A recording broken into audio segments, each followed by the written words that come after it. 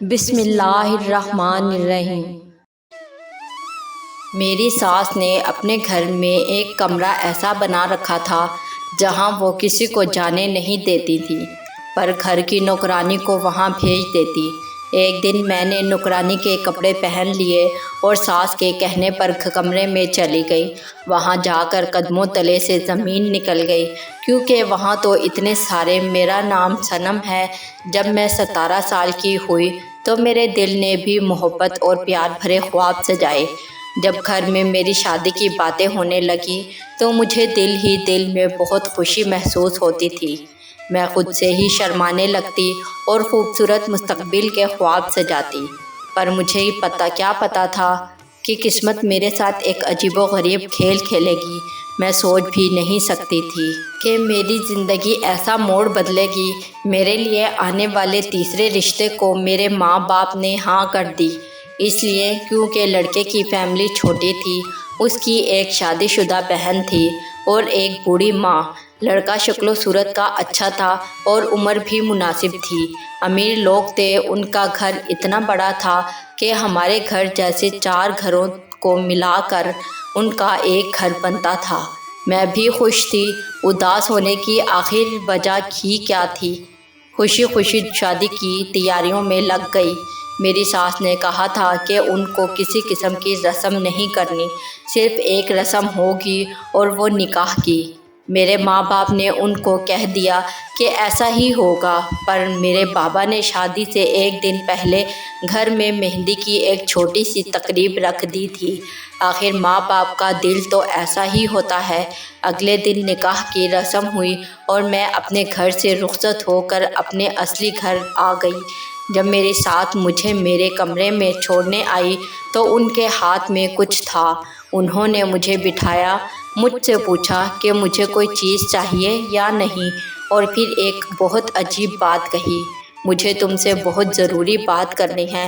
مجھے جلد از جلد اپنے پوتے کی شکل دیکھنے کا ارمان ہے، اس لیے اس حوالے سے کوئی غفلت نہیں برتنا۔ اس گھر میں بہت خاموشی ہے۔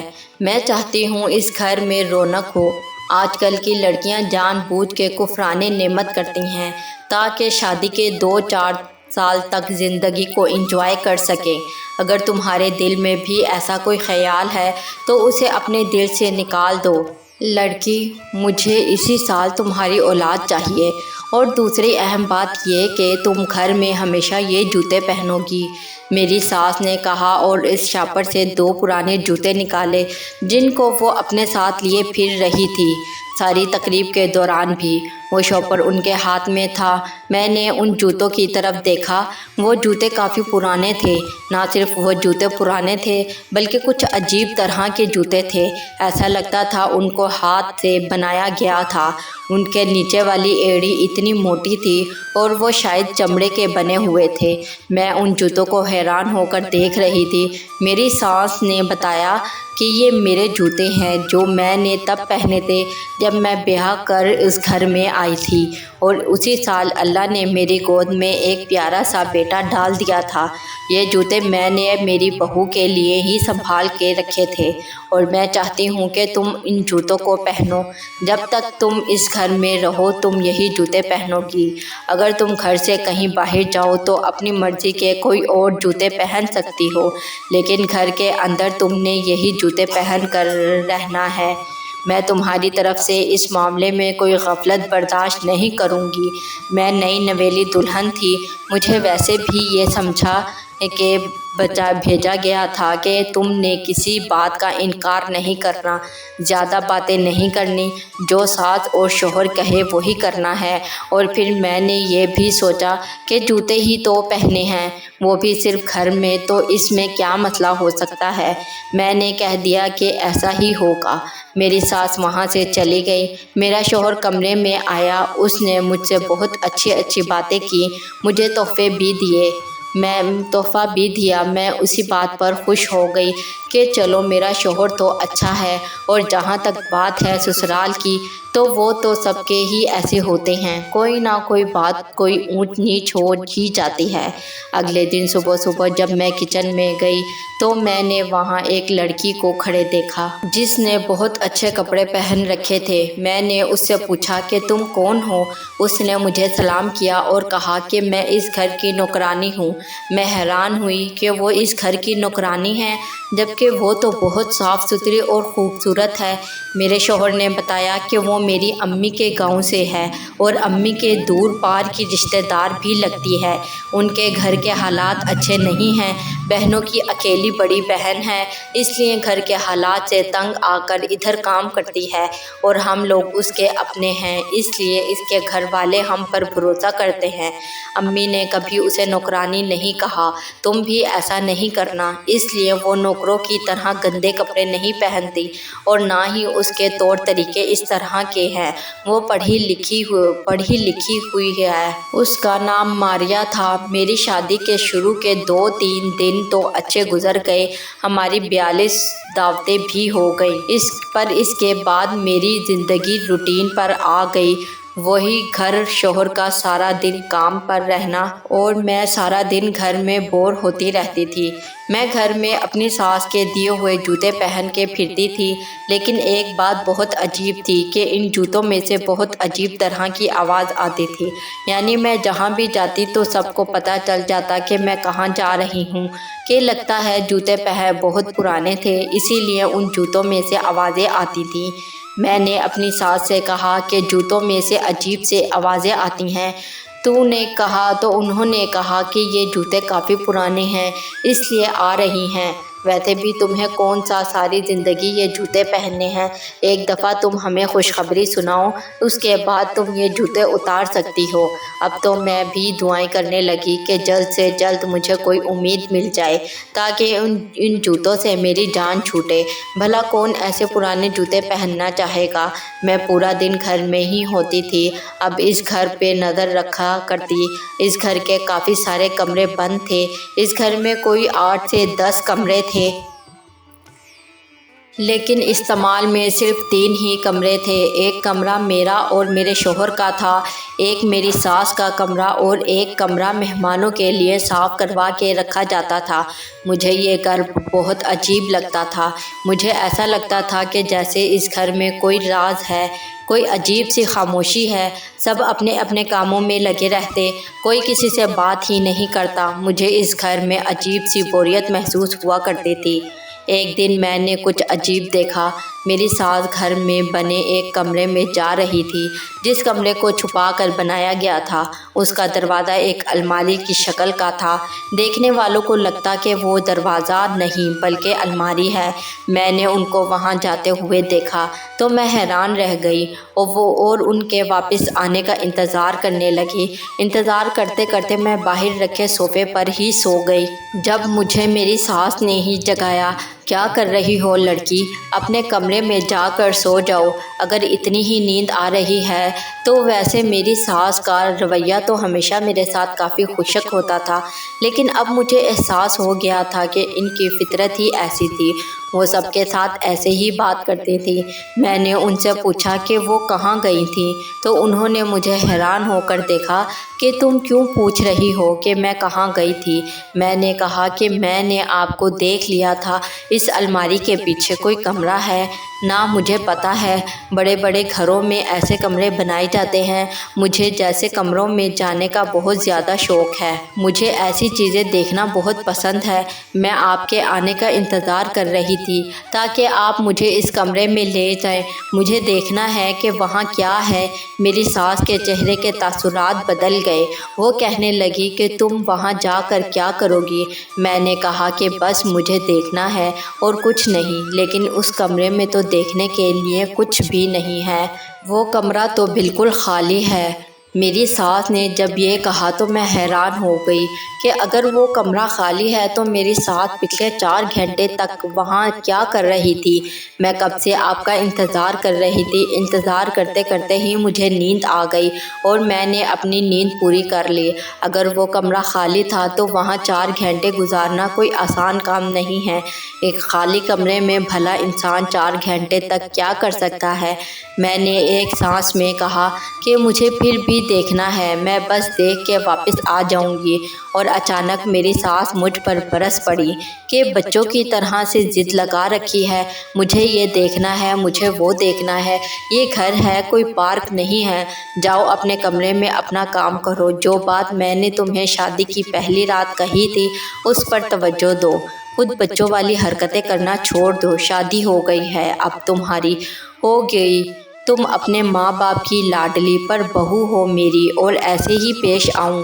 میں تو حیران و پریشان رہ گئی کہ میری ساس نے مجھے اتنی بری طرح ڈانٹ دیا، وہ بھی اتنی چھوٹی سی بات پر۔ میں اپنے کمرے میں آ گئی، میرا موڈ آج بہت خراب تھا۔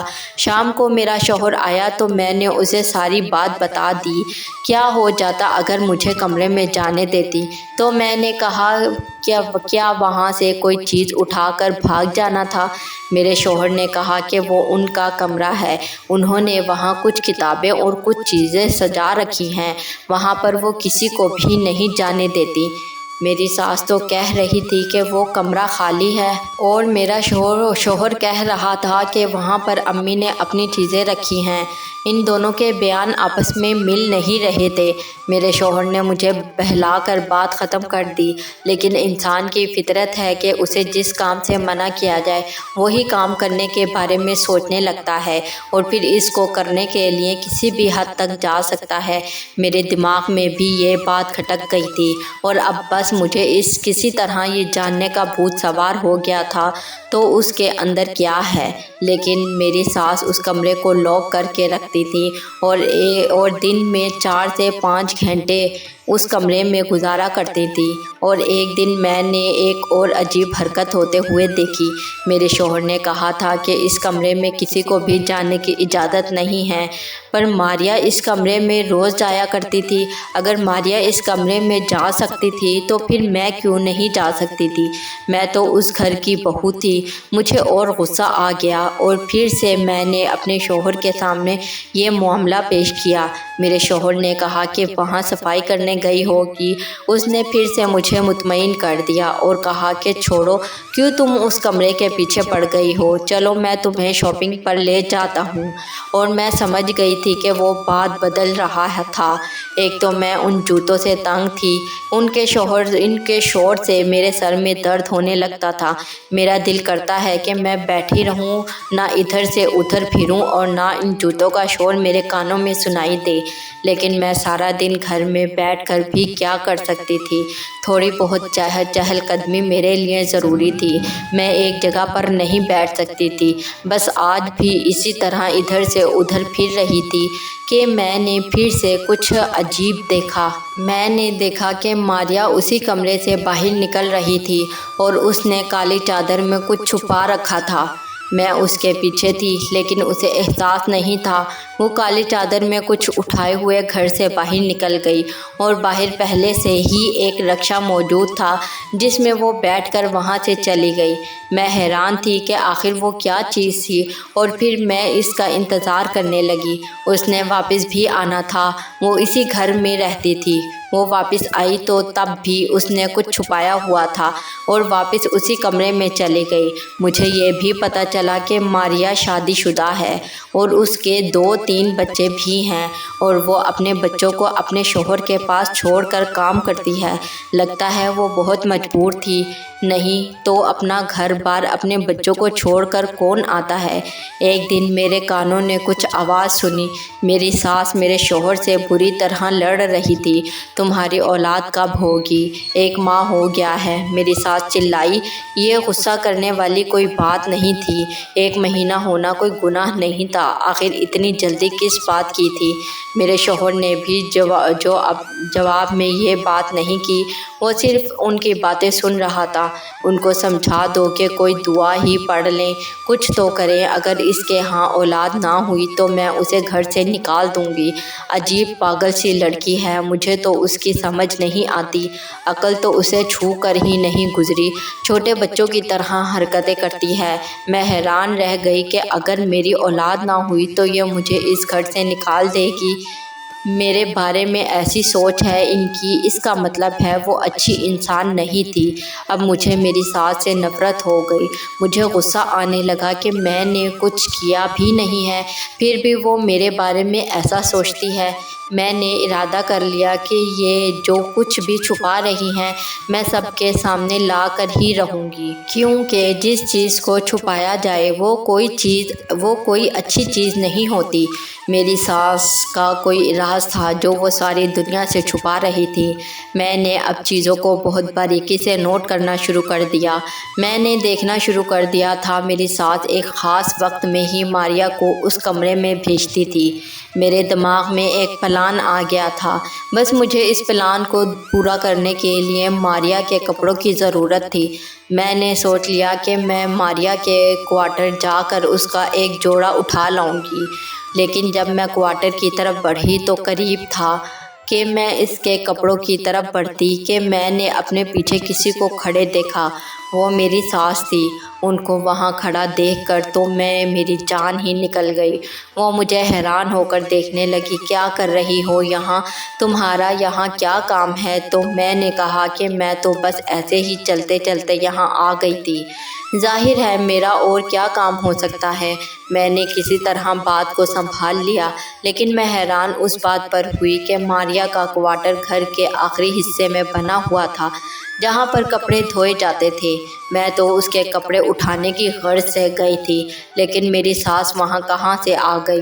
اچانک ایک خیال میرے دماغ میں بجلی کی طرح آیا کہ میری ساس ضرور میرے جوتوں کی آواز سن کر وہاں آئی ہوگی۔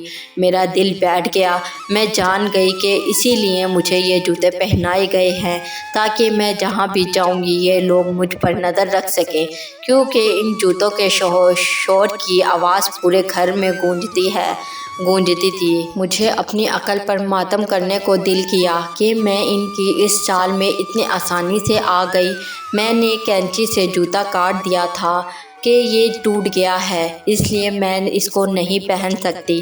اب میں ان جوتوں کے بنا ماریا کے کوارٹر میں گئی اور اگر اس کا ایک جوڑا اٹھا لیا، مجھے ماریا کو بھی منظر سے غائب کرنا تھا۔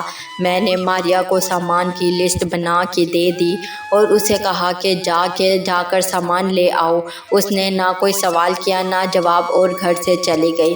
اس کے کپڑے پہن کر میں کچن میں کھڑی ہو گئی اور سبزی کاٹنے لگی۔ میرا منہ دوسری طرف تھا کہ میری ساس آئی اور انہوں نے آ کر کہا کہ تم ابھی تک یہاں کھڑی کام کر رہی ہو، چابی یہ پڑی ہے۔ میں نے ان کی طرف نہیں دیکھا اور ہاں میں سر ہلا دیا۔ میری ساس چابی شیلف پر رکھ کر وہاں سے چلی گئی۔ میں جلدی چابی اٹھائی اور اس کمرے کی طرف بڑھی۔ میرے دل میں تھوڑا بہت ڈر بھی آ رہا تھا کہ اس کمرے میں جانے کیا ہو، لیکن میرے پاس یہی ایک موقع تھا، مجھے ٹائم ضائع نہیں کرنا تھا۔ فوراً چابی لیے تقریباً بھاگنے کے سے انداز میں اس کمرے کی طرف بڑھی اور اس کا دروازہ کھول کر آگے بڑھ گئی۔ نیچے سیڑھیاں تھیں، اس کا مطلب وہ صرف کمرہ نہیں بلکہ تہہ خانہ تھا۔ اب تو مجھے مزید ڈر لگنے لگا کہ جانے کیا ہوگا۔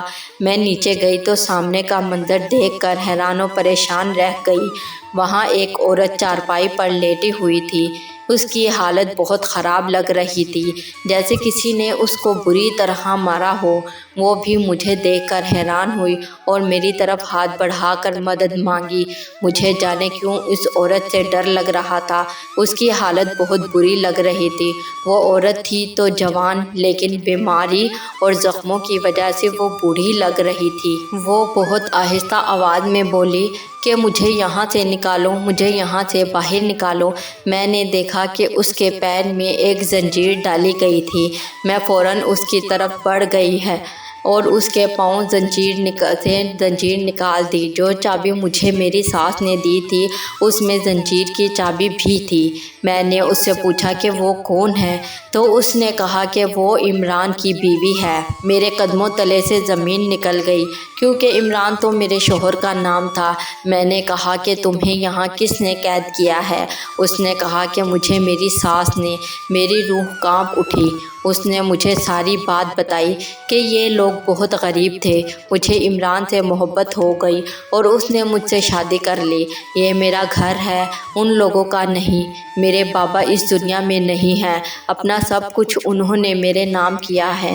میری ساس وہ مجھ سے میری ساری جائیداد اور یہ گھر اپنے نام لگوانا چاہتی تھی اور عمران بھی اسی کا ساتھ دے رہا ہے، لیکن میرے ماں باپ کی وصیت کے مطابق وہ لوگ مجھے مار نہیں سکتے کیونکہ ہر مہینے میرے دستخط ہونے کے بعد ہی ان کو انشورنس کے پیسے ملتے ہیں، اور میرے ماں باپ کی وصیت اور انشورنس کے مطابق دنیا میں میری اور عمران کی اولاد آئے گی تو میری ساری دولت میری اولاد کے نام ہو جائے گی، لیکن ڈاکٹر کی رپورٹ کے مطابق میں ماں نہیں بن سکتی۔ اب ساری کڑیاں میرے دماغ جڑنے لگی تھیں، اسی لیے ان لوگوں نے میری شادی عمران سے کروائی اور پہلی ہی رات مجھے اولاد پیدا کرنے پر دباؤ ڈالا تاکہ میری اولاد پیدا ہو جائے اور وہ اولاد اس لڑکی کی اولاد کہلائے۔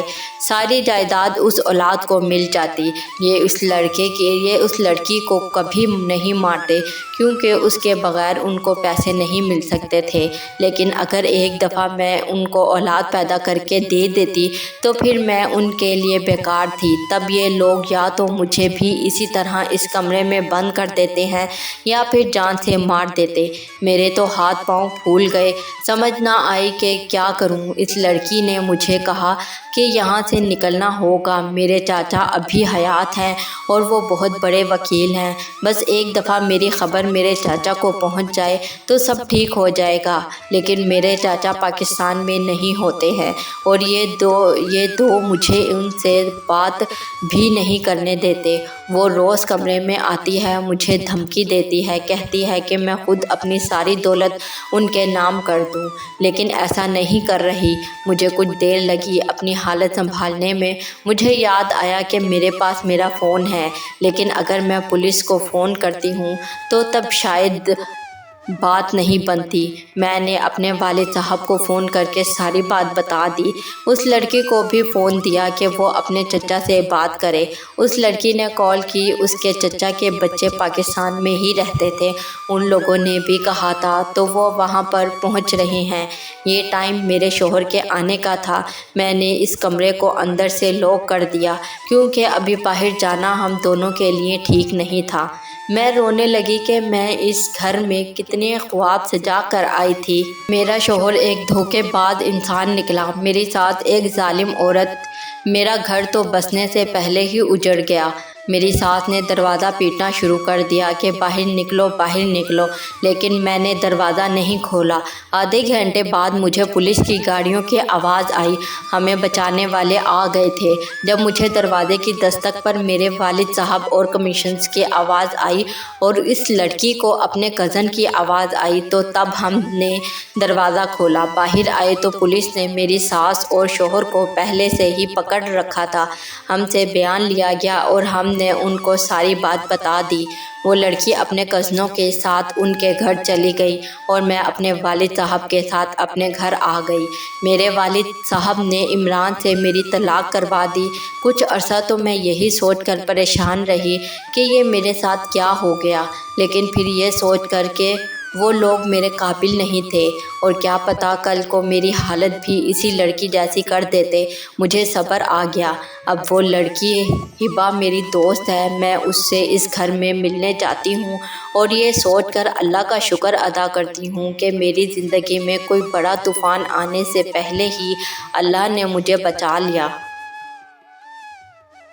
ہماری ویڈیوز اگر آپ کو پسند آ رہی ہیں تو ضرور لائک کیجئے، اور اگر آپ نے ہمارا چینل سبسکرائب نہیں کیا تو ضرور کیجئے۔ اس کے ساتھ ساتھ بیل آئیکن پر بھی لازمی کلک کیجئے تاکہ ہماری ہر آنے والی ویڈیو آپ تک بر وقت پہنچ سکے۔ اللہ حافظ۔